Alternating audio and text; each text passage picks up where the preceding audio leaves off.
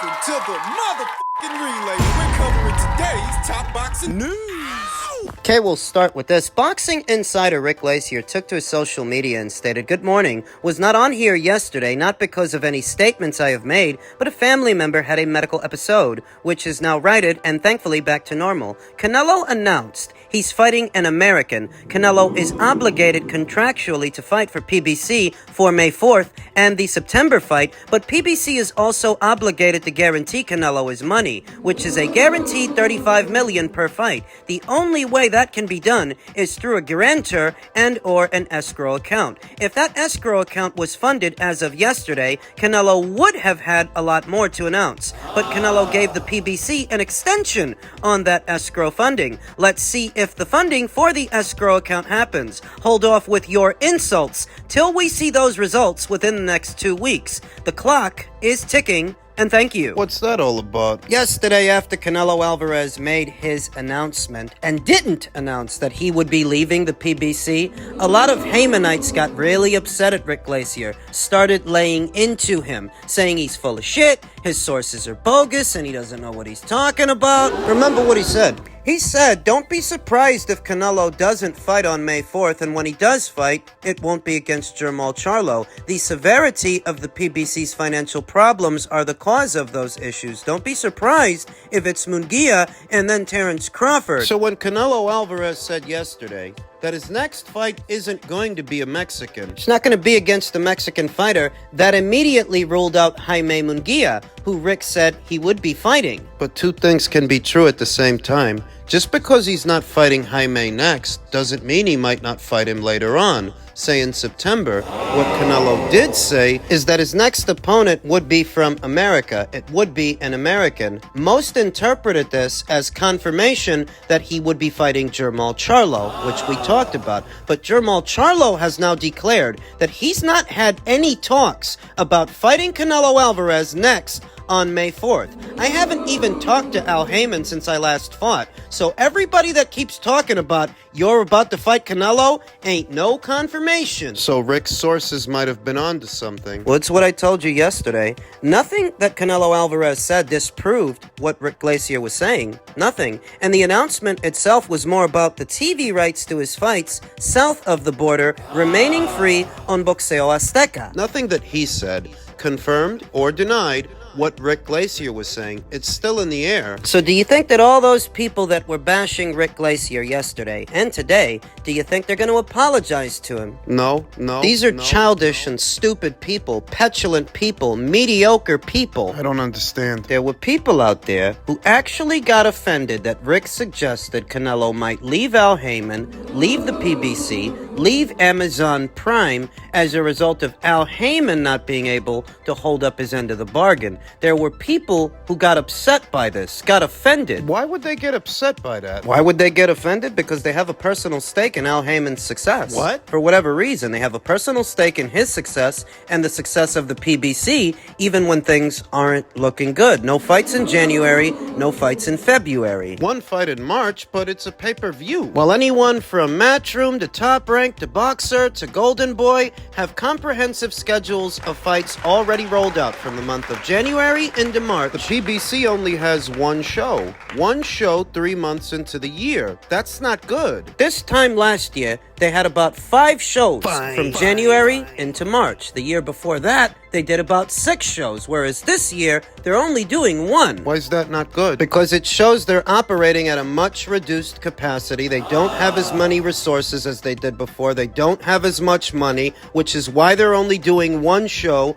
3 months into the year. What does that have to do with Canelo? Well, at a time when world champions like Ray Vargas and Subriel Matias are jumping ship and are set to box on non-PBC shows moving forward. He's losing fighters. So what happens to his stable of fighters and what fights he can put together on Amazon Prime if Canelo Alvarez leaves? I mean, that was more or less his ace in the hole, that even if you can't do fights for everybody, you still have the biggest name in boxing under contract, the biggest name in this part of the world. But if he leaves... What have you got? You're telling me that this offends people. Yeah, there were people that got offended. They started insulting Rick Lacier, saying he's full of shit, he doesn't know what he's talking about. When Canelo Alvarez said, that his very next opponent would hail from America, most interpreted that as Jermall Charlo, only for Jermall to say, "Hey, I haven't even talked to Al Heyman since our last fight."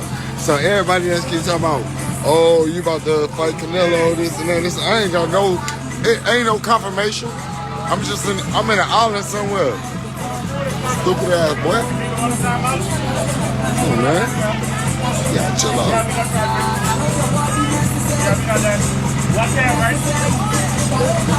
Until it's official, it's official.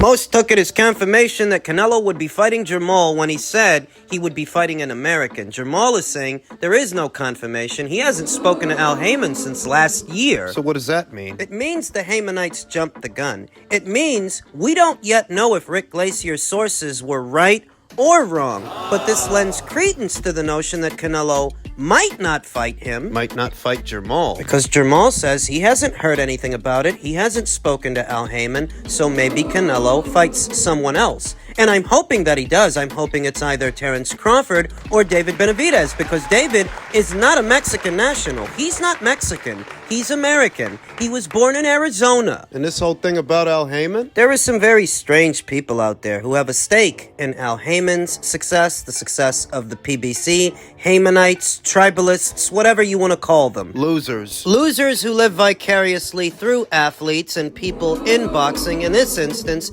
Al Heyman. They need to believe he knows what he's doing. They need to believe that he's successful so that they can in turn feel successful too. But let me let you in on a little secret. Whether Canelo fights Jermall next, or he doesn't fight Jermall next, whether he stays with the PBC or he doesn't stay with the PBC. You're still a loser! You're still a fucking loser. Whatever happens, you're still a loser for deifying Al Heyman. Get off his dick. Get off his fucking dick. What do you think he is? You think he's your fairy godmother, your fairy godfather or something? Get off his dick. You're getting offended that people are suggesting fighters might start to leave the PBC? They already started leaving. Read the writing on the wall. You want we shouldn't talk about it? You want that I should act that everything is okay? Pretend everything is alright? That it's alright that 3 months into the year they're only doing one show? That fighters are leaving and that there are widespread rumors that Canelo might leave? You want me to pretend that people aren't saying these things? So that you can feel better. Fuck how you feel. You see what the problem is that some lack the hierarchy thought, the intelligence to entertain an argument without actually endorsing it. These individuals are of such limited mental function, they interpret entertaining an argument as qualifying it. They're too stupid to tell the difference. They are slaves to their emotions the same way a child is when he cries out for his bottle, demanding instant gratification. And how dysfunctional do you have to be to develop this level of an emotional attachment towards someone you never met, you never even heard their voice before? They have this obsession with Al Heyman. In any event, on the premise that Canelo isn't fighting Jermall Charlo next, but he is fighting an American, according to him he is, well, that would leave him with David Benavidez and Terence Crawford. Though as it pertains to Terence Crawford, reigning WBO junior middleweight champion Tim Tszyu said, "There have been talks between us, and I give Crawford all the respect. He'll fight anyone, and that's why I see him as such a great challenge. It could be Crawford, Errol Spence, whichever one is easiest to make. That's why this upcoming fight means so much. I win, and the possibilities are endless." Terence Crawford wants to fight Canelo Alvarez, but going straight from 147 up to 168 is a perilous climb. It's conceivable that he may have a fight in between, and that fight could be a Tim Tszyu fight at 154 for Tim Tszyu's WBO title. It just so happens that Terence Crawford, as an undisputed champion, he can petition for WBO Super Champion status to move up in weight and be immediately installed as Tim Tszyu's mandatory. That's what he did to Jeff Horn. After he became undisputed at 140, when he moved up to 147, he was already that guy's problem. He could try to do the same thing to Tim Tszyu. And he's Australian too, just like Jeff Horn. I have a high opinion of Tim Tszyu and Tim Tszyu's boxing. Those of you that have been following the channel long enough will know that. But I actually like Terence's chances against Tim. I do. I think Tim is, by and large, one of the better junior middleweights in the entire division, in the entire world. But Terence Terence is a different kettle of fish. He's a different gravy, a different level of fighter. Tszyu is a pressure fighter, whereas Terence Crawford, he toggles between being a pure boxer and a boxer puncher. For Tszyu, he would have to be a boxer puncher. The saving grace for Terence is that in spite of him being new to 154, against a pressure fighter, he won't be in unfamiliar territory. That's what Felix Diaz was at 140 and what Sean Porter was at 147. He's dealt with pressure fighters before. He'd be dealing with another at 154. Now, granted that this pressure fighter is bigger and younger, perhaps stronger than the both of those pressure fighters, that this is a taller order and perhaps a tougher ask than those fights were, but I think even now in his mid-30s, I think Terence can handle this assignment. And if he means to fight the likes of a Canelo Alvarez at 168, he has to be able to handle himself at 154. So how does he beat this guy? I know that he's somewhat smaller and older than Tszyu by several years, but I still think he's a little quicker to the draw than Tszyu is. We know what Tim is all about. He likes to step into his jab, close the distance, bring other punches over, and keep his opponent under pressure. That's what pressure fighters like to do. If he tries that with Terence, Terence is going to time his entry, Pot shot him. catch and shoot, and or evade and counter. Play at the angles and punch him in between. Punch him in between his punches, his combinations. On his toes. Staying on the balls of his feet, moving around just enough to stay out of the way of Tszyu shots, but close enough to get in with shots of his own, that in and out game. We saw it in the Felix Diaz fight. We saw it again in the Sean Porter fight. And we saw it more recently in the Errol Spence Jr. fight, that if you go stepping into your shots with Terence, He'll take that half step back or that half step to the side and bring something over from an angle where you don't see it. hit you around the guard, hit you in the blind spots. I'm not saying this is going to be easy. I'm not saying it's easy for Terence in his mid-30s to move up to a new weight, take on a fresh young face, a fresh young fighter like a Tszyu. But if he wants to go all the way up to 168, it wouldn't be a bad idea to test out the waters at 154 first. See if he can't become a 4-division champion. And for Tszyu, if he were to lose, there's no shame in that. The same way there was no shame in Canelo losing to Floyd Mayweather all those years ago when he was ranked number 1 pound for pound, there wouldn't be any shame in Tim losing to Terence. It's a good learning experience for him. That's what it turned out to be for Canelo. He got better after that. Tim could get better from this if he does end up fighting Terence, and he does end up losing. So let's see what happens. Upstairs in men's cruiserweight news, it appears that reigning WBA cruiserweight champion Arsen Goulemarian met up with Oscar De La Hoya to finalize the upcoming fight with Zurdo Ramirez, the fight that we've been talking about. He posted this image to his Instagram stories, a caption that reads, "The 30th of March in Los Angeles, where the proposed bout will presumably be taking place." This is an interesting match because Zurdo has only fought as a cruiserweight once. And it wasn't against the cruiserweight. It was against the light heavyweight moving up in weight like himself in Joe Smith Jr., who was coming off a loss and a lengthy stint of inactivity. Thus, Zurdo is still mostly inexperienced at this weight, but he will be facing an experienced cruiserweight, a bona fide cruiserweight, a reigning champion. And I don't expect him to fight the way that he used to fight as a super middleweight and as a light heavyweight. No, I don't expect him to spend a whole lot of time in the pocket with Arsen Goulemarian. You're banging with the big boys now. Zurdo Ramirez managed to make history as a super middleweight. I think a lot of people don't realize that. He was the first Mexican national, the first Mexican fighter to become a super middleweight champion. He means to make history again in the cruiserweight division for the same reason. He wants to become the first Mexican cruiserweight champion. Can he do it?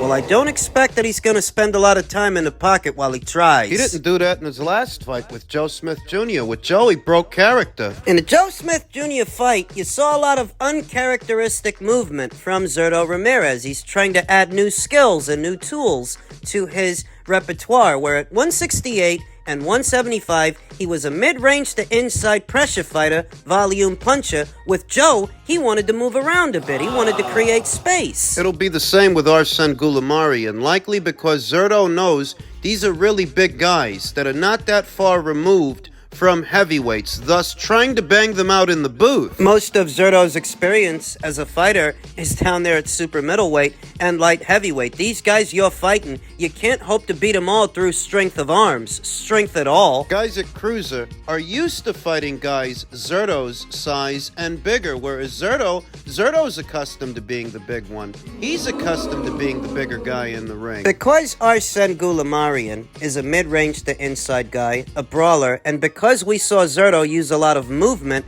in his last fight, that's what I expect him to use in his next fight. And it's supposed to go down March 30th in LA. March 30th. That's the same day as the Amazon Prime card. The PBC card, Tszyu versus Thurman. Oh shit. Oh shit is right. These two cards may end up going head-to-head, with the difference being that one of them costs substantially more money than the other. And if you're the boxing fan looking to watch a boxing match on the night, There's a cheaper alternative. it doesn't help the situation that you got to see 3 Tim Tszyu fights last year at no additional charge as part of your Showtime subscription, whereas now, to see him fight, you have to pay pay-per-view prices. Why? Because the PBC ain't got no fucking money, that's why. How else does a card like this end up behind a paywall? It's out of necessity. There's been a lot of speculation as to what, if anything, the PBC are getting from Amazon in terms of a budget. And whatever they are getting,